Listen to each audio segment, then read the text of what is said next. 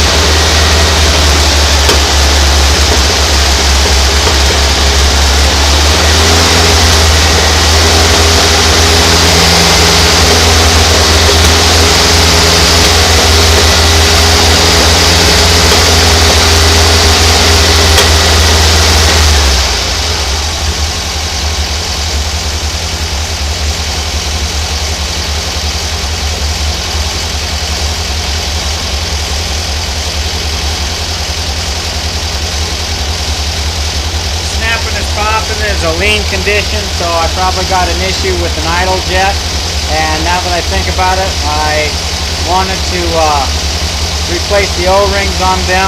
Might as well take you over there. Looks like I got oil forming over here from the valve cover gasket inflation. On that. Got, look at that gauge move. That's funny.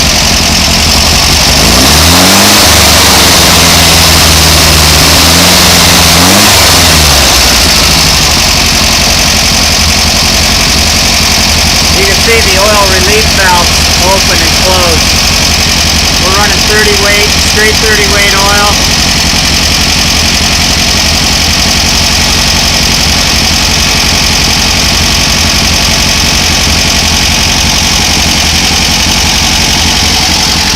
Just gravity feeding the gasoline from this small tank here, the lawnmower tank. I left the shroud off the oil cooler because this was one of the idle adjustment screws. And here is the idle jet. This is a Weber DCMS carburetor. They're Gene Bird 42 specials. Here's his name. He ground the stuff off the carburetor, but I don't know why he needs to do that. Damn it. Valve cover, this is pretty good. Son of a gun. Always something. I don't want to mess with it while it's running. Alright, we'll shut her off. Kill the coil, and that kills the spark.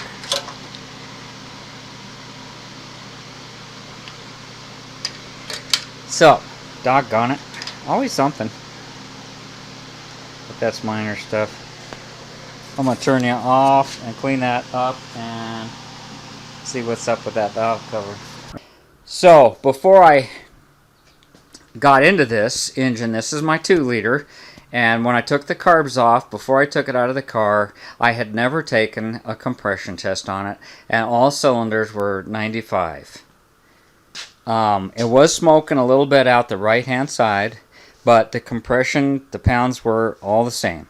So here I'm just doing one over here. Here's cylinder 1, and this is at 8.3. And you got to take into consideration, you know, it's just under 140, 30, 100, between 135 and 40. Yeah, it's just a reference. You can't take it to the bank. And I'm at 5,000 feet. It's going to change wherever you are. Now, I like to do mine with the carburetor off. And if you do have your carburetors on, you want to have somebody step on the gas or do something. Your throttle needs to be wide open. If you don't open your throttle plate, you're going to have low compression and then be laying awake saying, oh gosh, I got lousy compression. And the book says you've got to rebuild them at 90, or wait, anything under 100, consider rebuilding. Well, that's just a reference point too. And I've had cars that were under, that 80 and we're still running and not smoking and made power and we're still fun to drive. So, don't panic over every little thing. What the thing of it is, and I can't stress this enough, all this is as a baseline. When your engine's new and fresh, sorry about this shaky cam. Set you down.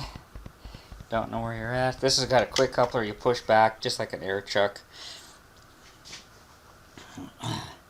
Can you see what I'm doing here? Probably not. Okay. I've got my starting motor hooked up here, and this is a bad starter, but it's good enough for this. 1, 2, 3, 4, 5, 6, 7, 8. Well, 8 on that one. I like to do it like 8. And this one is like right on 145. So it's close enough. See? Okay. And that's all you got to do. This style has a little pin here. You can relieve the pressure. And, if your numbers are all over the map, you want to, wherever you track your mileage and tire rotation and oil changes, jot down in there the mileage when you did your compression check. And it's just so much easier to do it now when we're not in the car. And I did check the deck height on both sides. Sometimes when you get a case, it'll be an uneven cut. But I added something to this engine. I added this, it's called, what do they call it, a Venturi ring? Or it works the same way as a velocity stack.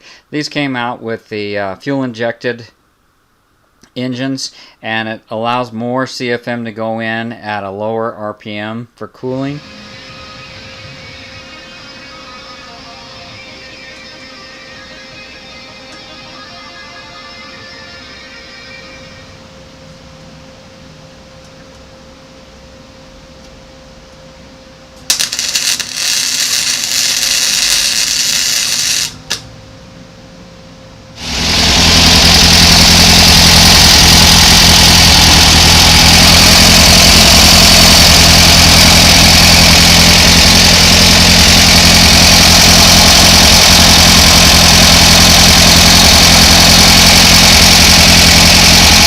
Asking me what the oil pressure is supposed to be. This is a newer aluminum engine, 2-liter with a 26mm oil pump, 26mm wide gears, and we're idling at 40.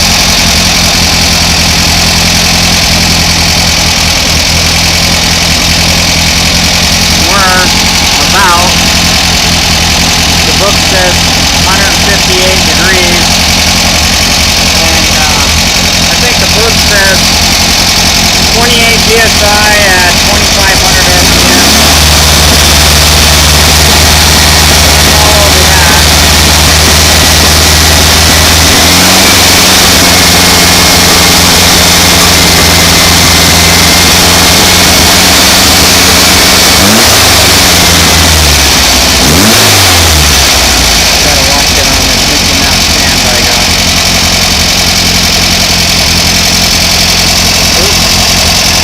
Instead of watching the camera.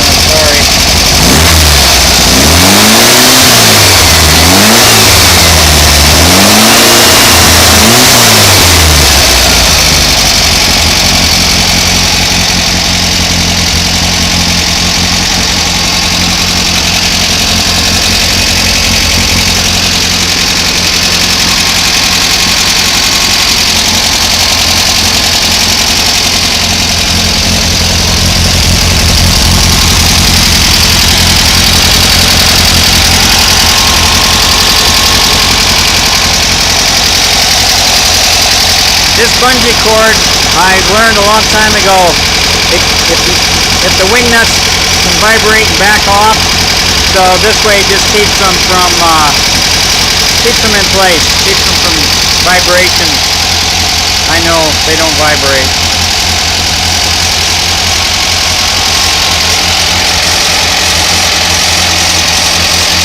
Looks good. I was going to run this tank of gas through it. Let it get good and hot.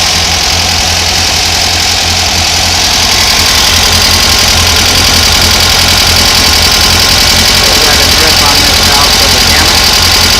This is not an original valve cover. It was a brand new aftermarket.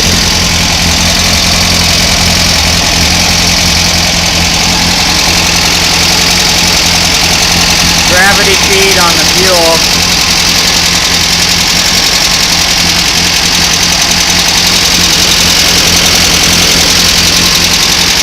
Mike, there's a possible solution for your dune buggy remote oil filter. A lot of ways of doing it. That's how I've done it.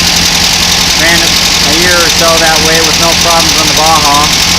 Since this is going into the Baja, I thought I'd stick with it. It really is a problem trying to figure out where to put it, especially with a fiberglass car. The 1.5 quart oil sump.